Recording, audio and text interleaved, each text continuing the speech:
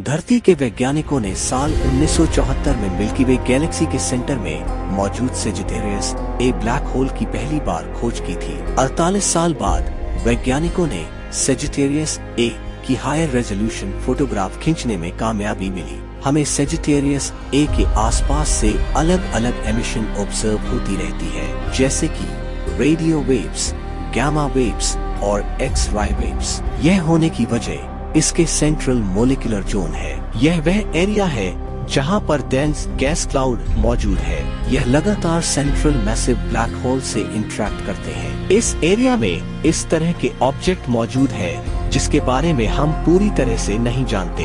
ऐसा ही एक mysterious object मौजूद है जो कॉस्मिक टेडपॉल है। 10 जनवरी 2023 में जापान के कुछ रिसर्चर्स ने सेंट्रल मॉलिक्यूलर जोन में टेडपॉल जैसा एक ऑब्जेक्ट डिस्कवर किया है। अब वैज्ञानिकों का मानना है कि यह ऑब्जेक्ट एक ब्लैक होल है, एक इंटरमीडिएट ब्लैक होल जो यूनिवर्स में बहुत ज्यादा रेयर है। स्टेलर ब्लैक होल जो सूरज से तकरीबन 10 से 20 गुना बड़ा हो सकता है। सुपरमैसिव ब्लैक होल का मास सूरज के कंपैरिजन में करोड़ों और अरबों गुना ज्यादा होते हैं, लेकिन एक इंटरमीडिएट ब्लैक होल इन दोनों ब्लैक होल के बीच के साइज का है।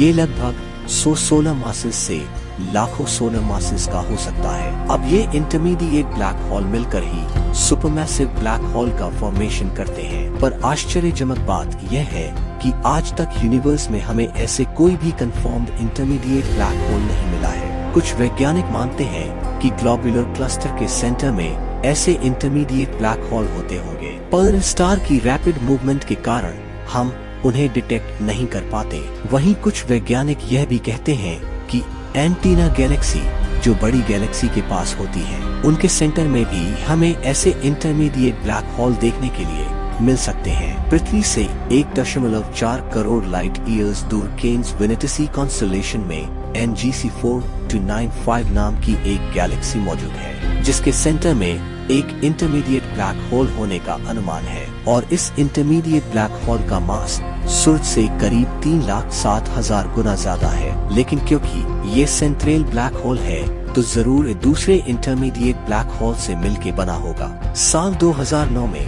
पृथ्वी से 29 करोड़ लाइट ईयर्स दूर ESO 24349 नाम के एक मॉलिक्यूलर गैलेक्सी में भी HLX एक नाम पर एक पोटेंशियल इंटरमीडिएट ब्लैक होल की खोज की गई थी। इसी तरह हमारी पड़ोसी गैलेक्सी एंड्रोमेडा में भी 3023G078 नाम का एक स्टार क्लस्टर मौजूद है, जिसके सेंटर में भी एक इंटरमीडिएट ब्लैक होल होने का अनुमान है। आज तक इंटरमीडिएट ब्लैक होल्स के 3 सौभाग्यवती कैंडिडेट्स खोज चुके हैं, जिसमें से 10 ही पोटेंशियल कैंडिडेट्स है और उस पर रिसर्च अभी भी चल रही है। साल 2016 में भी ऐसा एक इंटरमीडिएट ब्लैक होल को भी खोजा गया था। जापान के कीयो यूनिवर्सिटी के रिसर्चर्स ने मिल्की वे के सेंट्रल के सुपरमैसिव ब्लैक होल से सिर्फ 200 लाइट ईयर्स दूर CO 0.400.22 नाम के एक गैस क्लाउड में बहुत ज्यादा वेलोसिटी डिप्रेशन नोटिस किया।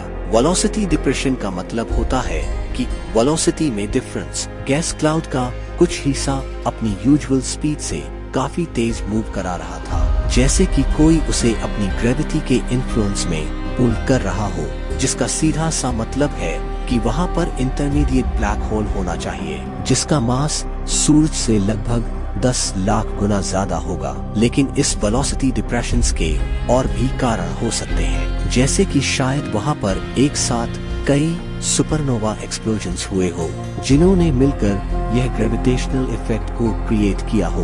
ब्लैक होल फॉर्मेशन की थ्योरी भी यही कहती है कि सेंट्रल सुपरमैसिव ब्लैक होल के अराउंड कई इंटरमीडिएट ब्लैक होल होना चाहिए, क्योंकि यह ultimately central supermassive black hole की साइज को इंक्रीज करता है। साल 2013 से लेकर साल 2023 तक दुनिया भर के वैज्ञानिकों ने इस एरिया का सर्वे करके काफी सारा इम्पोर्टेंट डेटा कलेक्ट किया है और इतने सालों में हमारी टेक्नोलॉजी भी बेहतर हुई है। अब इसी बात को ध्यान में रखते हुए जेम्स क्लार्क मैक्सवेल टेलीस्कोप और Nobeyama radio observatory for 5M radio telescope की मदद से जापानीज वैज्ञानिकों ने उसको सॉल्व कर दिया है, जिसे कॉस्मिक टेडपॉल कहा जा रहा है। जब हम इस स्ट्रक्चर पर जूम करके देखते हैं तो हमें कुछ ऐसा शेप देखने को मिलता है। वैज्ञानिकों का कहना है कि कुछ इस तरह का शेप यूनिवर्स में नेचुरली तो एग्जिस्ट नहीं कर सकता, तो आखिर यह बना कैसे होगा।